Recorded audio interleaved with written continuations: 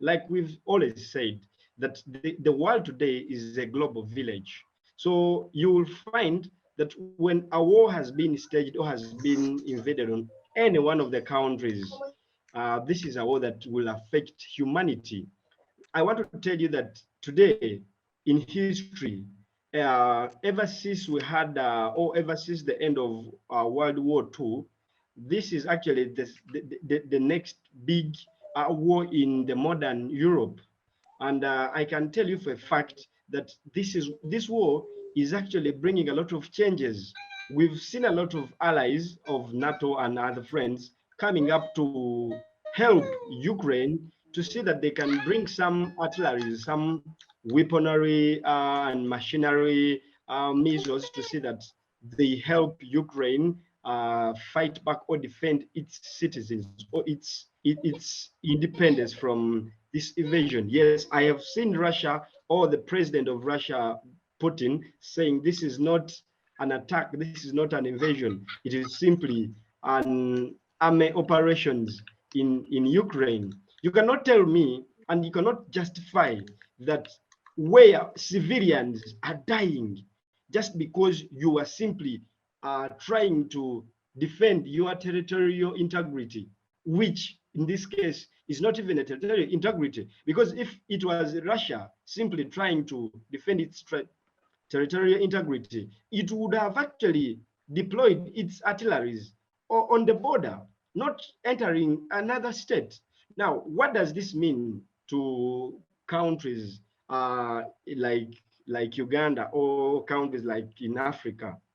You and I know that uh, before the end of the Cold War in the late 90s, we saw the world being subdivided into two different blocks. And I'm sensing this coming up or this showing again because there is a lot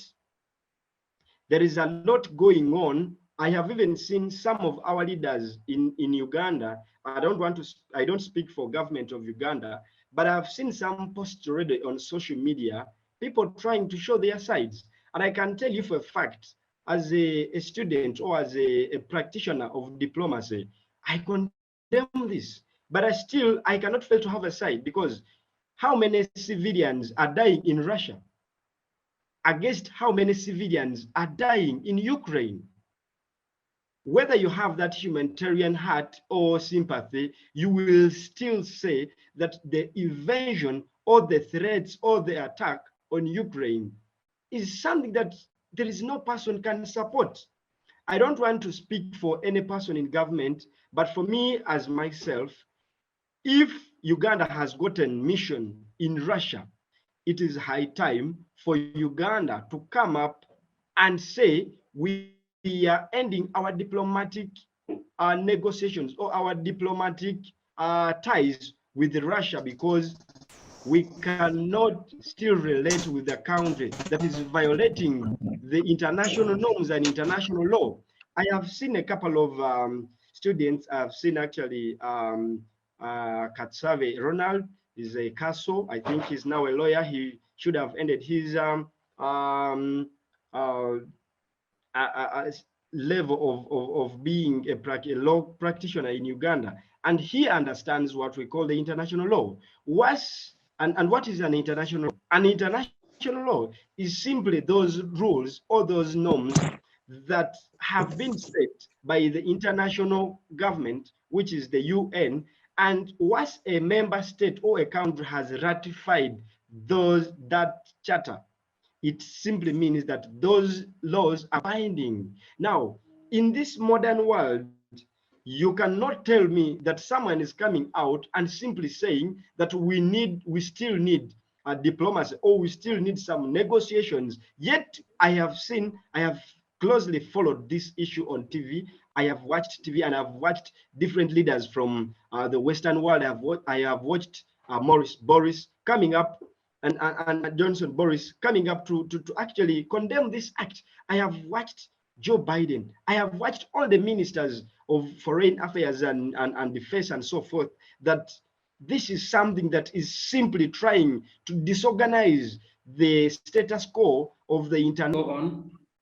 Conclude. Yes, I was simply saying that I personally feel I have a conviction to appeal to the government of Uganda to at least withdraw our diplomats, to at least withdraw our mission from Moscow, because we cannot still negotiate or still take our relationships going forward with a state that is violating the international norms. This is unacceptable. This is simply an attack on humanity, and I condemn it in the strongest terms possible. That for me, as a student and as a diplomatic practitioner, I cannot agree with this. You actually said that you were asking something to, I think, to a Nigerian guy, that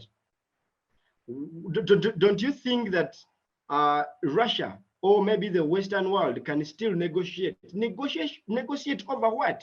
We have seen these powers calling diplomats from Moscow, from Russia, and they failed to show up. The other time, I think last week, if not this week, I saw the International Criminal Court coming up after an appeal was actually launched by President Zelensky, the president of Ukraine, that Russia is actually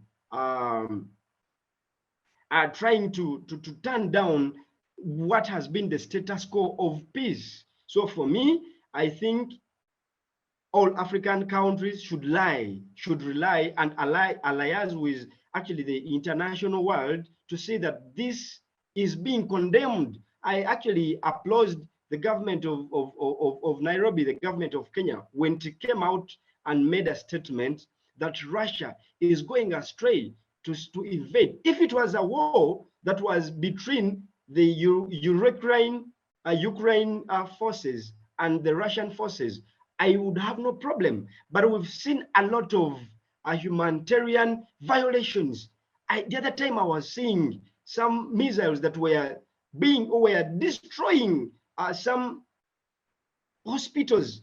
I saw kids dying. I saw, man, this is something that I cannot say that I can support. I can even still say, if we had negotiations with Russia, I am appealing to government to at least stop this, because this is something, this is a war against humanity, not only on Ukraine or not only on NATO.